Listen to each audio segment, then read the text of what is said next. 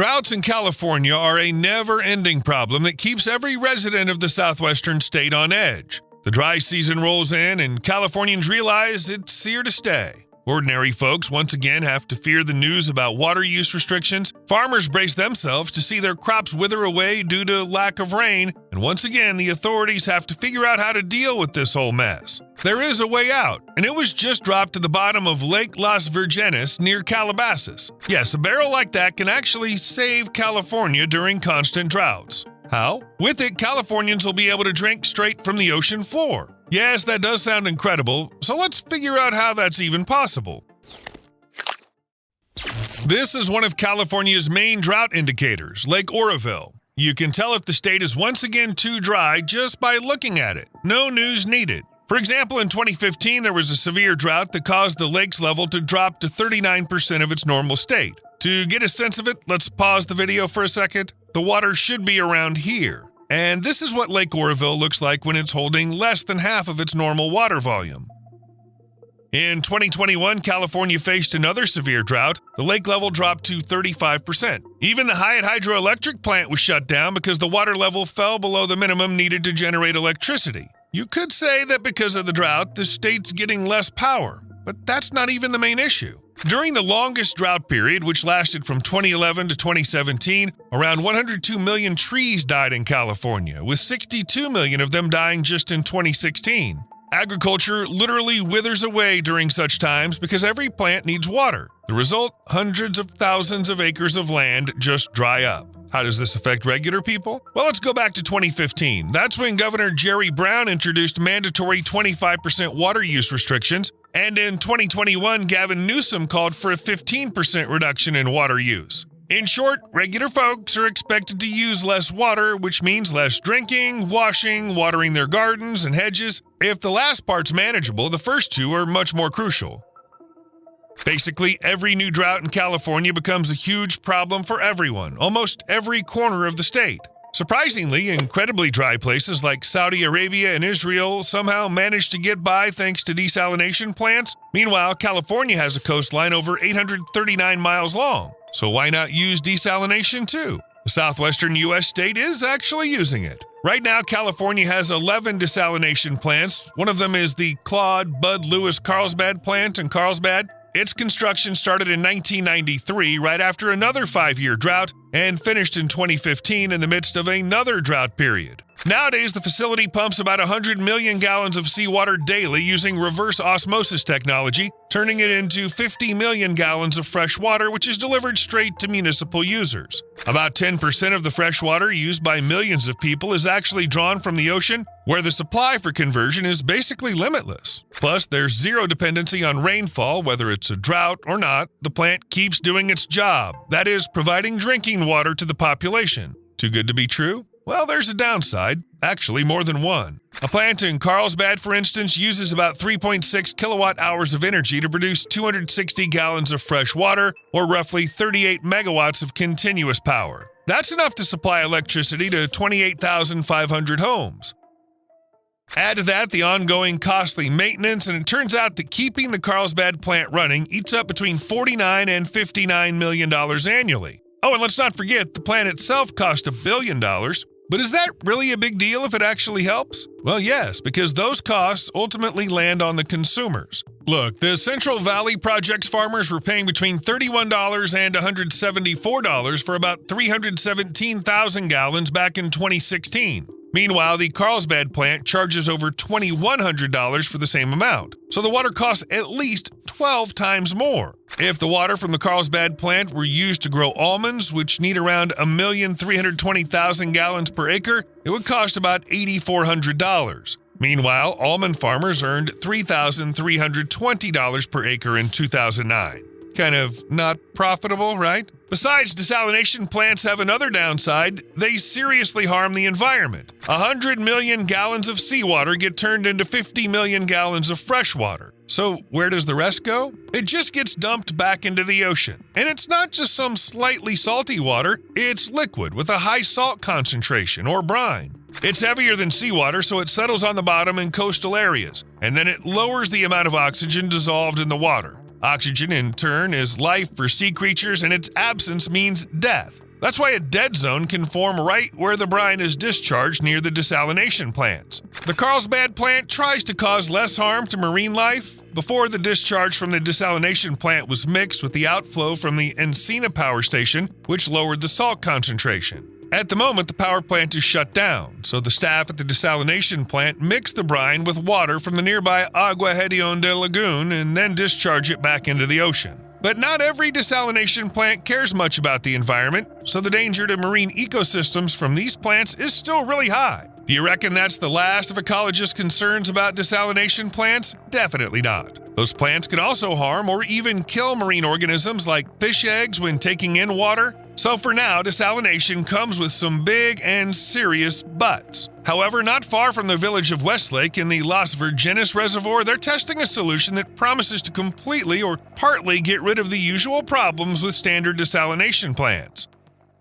Just recently, in March 2025, they dropped a barrel, or to put it differently, a capsule right down to the bottom of the California reservoir. Then people got the water, which they successfully drank. If you think getting drinking water from a reservoir that already has fresh water is a piece of cake, you're right. But here it was just a test to see if Ocean Well's solution works. In the future, it'll be moved to the ocean floor where it'll turn salt water into drinking water. How do these capsules protect against the downsides of desalination? Well, first off, it's no coincidence that Ocean Well's solution is planned to be placed deep down, more specifically deeper than 1,300 feet. At the moment, the most common desalination process is reverse osmosis. During it, salty seawater passes through a semi-permeable membrane which separates the water molecules from everything else, and at the output, you get purified water that's safe to drink. The whole process needs pressure to push the water through the membrane. Specifically, to purify seawater, you need pressure from 55 to 70 bars. And here come the capsules from Ocean Well, which they plan to place at depth starting from 1,300 feet, where the pressure already hits 40 bar, so you can get more than half of the pressure you need.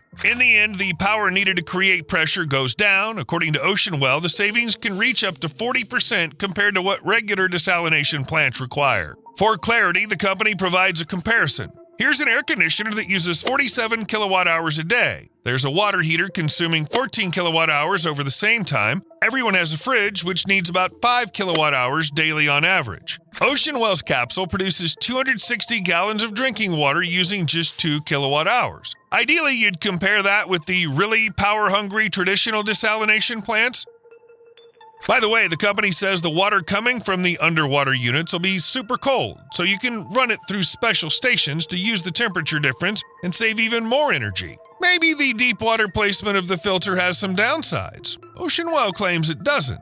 The output is simply clean water ready to pour straight into a glass and drink. Underwater, right inside the capsule, all salts, bacteria, viruses, pesticides, and everything else that could spoil the water get filtered out. And anyway, at depths beyond 1,300 feet, there's, by definition, less of all the nasty stuff that could pollute the water, so there's no need to worry about water quality. When it comes to picking a spot in the ocean, setting up on a barren underwater area is a solid option because it would mean less concern about the super harmful brine. On top of that, Ocean Well's capsules operate so that their waste is just 5% saltier than the surrounding seawater. Plus, the dispersal of the resulting salty waste is carried out through these discharge outlets at the top of the capsules. This way, Ocean Well plans to ensure its rapid diffusion into the surrounding water. It sounds like marine life can feel safe and environmentalists won't be up in arms. And not just because of the less salty discharges, Ocean Well's solution also avoids the issue of sucking in marine organisms.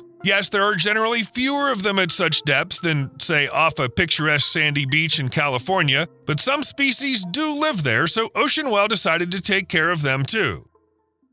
Each capsule is equipped with a patented system called LifeSafe. It filters seawater through several layers of fine mesh, meaning a lot of marine life stays safe simply because they can't get into the Ocean Well capsule. But what about those organisms that can slip through anything? In that case, the low water flow inside the system steps in to help. As claimed, no one gets hurt and can calmly return to the ocean afterward. At the tests in the reservoir, by the way, the system already successfully managed not to harm the plankton at all. That's great, though the capsule was stationed at a depth of about 49 feet. By the way, what about the maintenance of such desalination systems? There's no info whatsoever on how much effort and time it'll take to keep the systems running at depths of over 1,300 feet. The significant depth makes even a simple task like changing the filter pretty tricky, and it seems like it'll need to be done quite often. Open sources indicate that at typical desalination plants, filters are cleaned every 3 to 6 months depending on the conditions. On the upside, they're saying the design will be modular,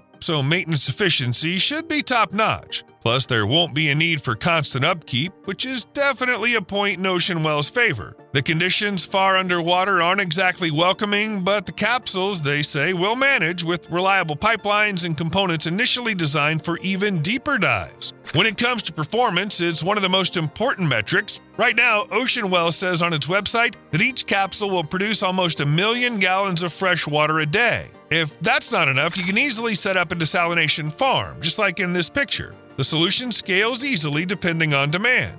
You could even get to the point of having a farm that supplies drinking water to an entire city, which, by the way, is something the company is planning. They're looking to pick some coastal town and then cover the ocean floor with capsules, aiming for a total output of 58 million gallons of drinking water a day. So far, it's only reached the testing stage. They dropped one capsule to the bottom of Las Virgenes, gathered some important data on how it works, and showed influential people that this isn't just an idea with animated videos, but a system that actually works. According to the company, we might see the system in action in real deep-sea conditions as soon as this year. They're planning to install one of the capsules underwater about 5 miles off the coast somewhere in the Gulf of Mexico. That's the perfect spot. You can find some serious depth there and check how well the capsules manage not to harm marine life.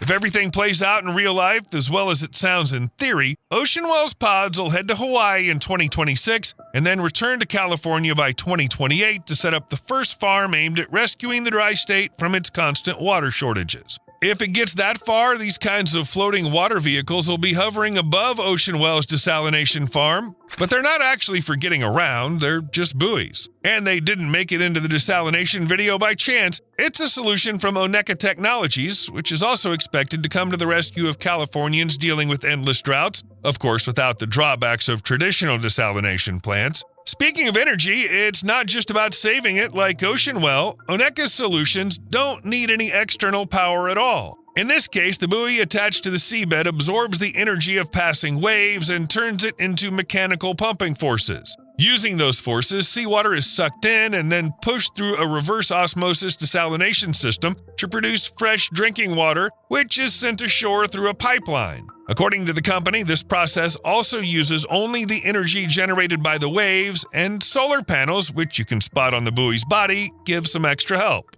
At the same time, only a quarter of the water that enters the system ends up as drinking water. And no, that's not a design flaw, it's done on purpose. It doesn't build up a saturated salty brine this way. The thing is, 3/4 of the used water gets mixed with the brine discharge that comes from the desalination process, and only then is the resulting mixture dumped back into the sea or ocean. Yeah, Ocean Well with its seabed capsules has the edge here because the brine from Oneka's buoy is 30% saltier than the water around it. Still, that's great compared to regular desalination plants. The sea creatures approve. They also approve that the water intakes of Oneka buoys are protected from all kinds of unwanted stuff getting into the system thanks to fine mesh filters. The environmental benefits of Oneka units go beyond just that. This particular buoy, which was tested 2 years ago, is made entirely from 170,000 recycled plastic bottles. As for the other models, it's unknown. But if they're also made from trash floating in the oceans, then their contribution to nature's health is significant.